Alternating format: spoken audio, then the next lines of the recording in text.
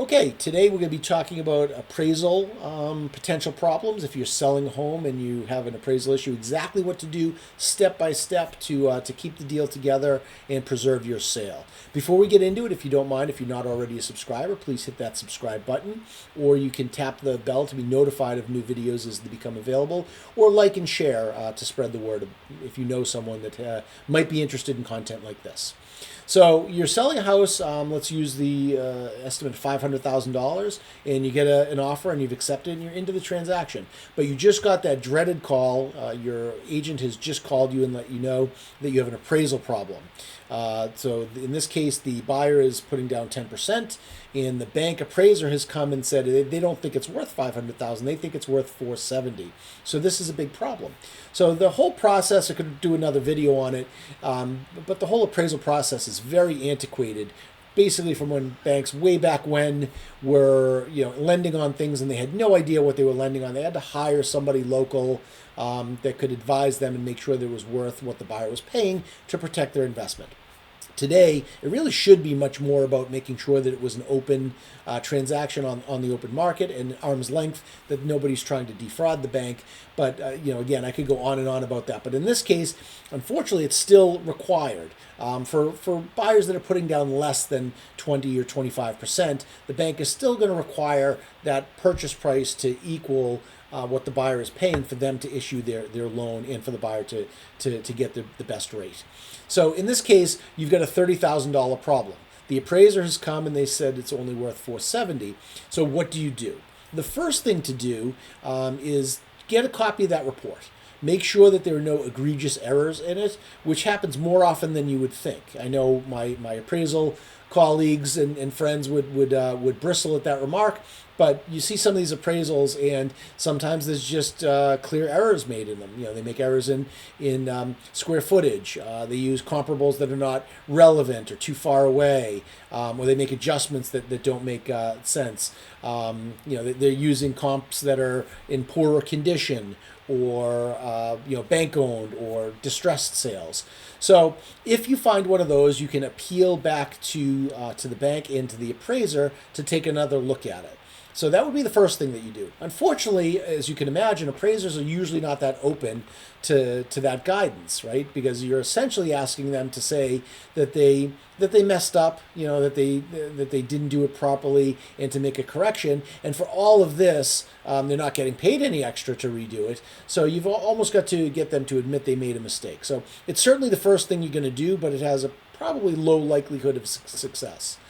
The next thing you're going to do, which probably has a much better likelihood of success, is you're going to go to the buyer and you're going to give them all the reasons why that appraisal really wasn't valid. Sometimes it can be you had multiple offers higher than that appraised amount. You can show them some of your own comparables, and certainly the buyer hopefully doesn't want to lose that sale. So ultimately, the bank doesn't really care what the buyer pays. They care about the ratio of the loan to the appraised value. So in this case, if the buyer puts down $27,000 more in down payment, so 90% of that $30,000 delta, the bank will still allow that loan to go through. And that's not as damaging to a buyer as it is to a seller.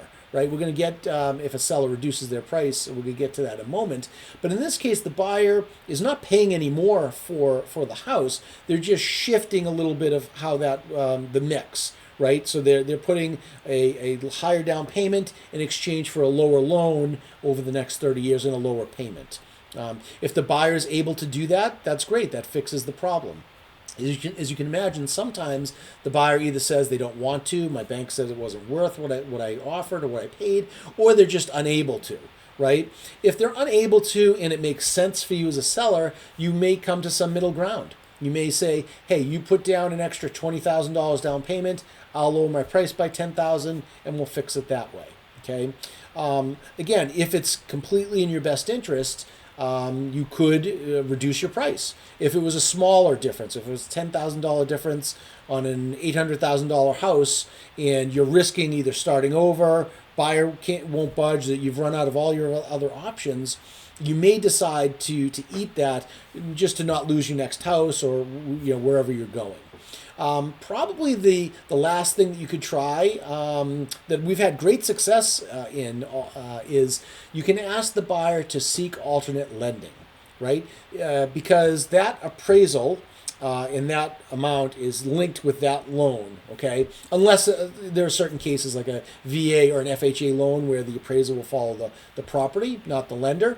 But in most cases, if it's conventional, then that appraisal is going to be specific to that lender. So if you give the buyer some more time, and maybe you're willing to compensate them for the second appraisal, the $400, $500, whatever that is, the buyer may be willing to apply to a different lender as long as they get the same terms, maybe even better terms, and get a totally new appraisal. And I've fixed a lot of those problems that way. You know, I've held in my hand two appraisals done on the same property a week apart that might be $70,000, $80,000 difference.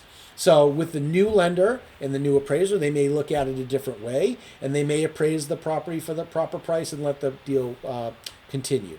So I guess the biggest takeaway from all this is don't panic. There are several levers that you can pull to try and fix this, but it ultimately should be a fixable problem. So before you go back on the market or let the deal fall apart, try each one of those in order to see if you can fix that problem. Thanks for listening, and if you'd like more content like this or any of our subscribers, if you have a similar situation that you'd like a video on, we're happy to record that for you for your specific case. Thanks.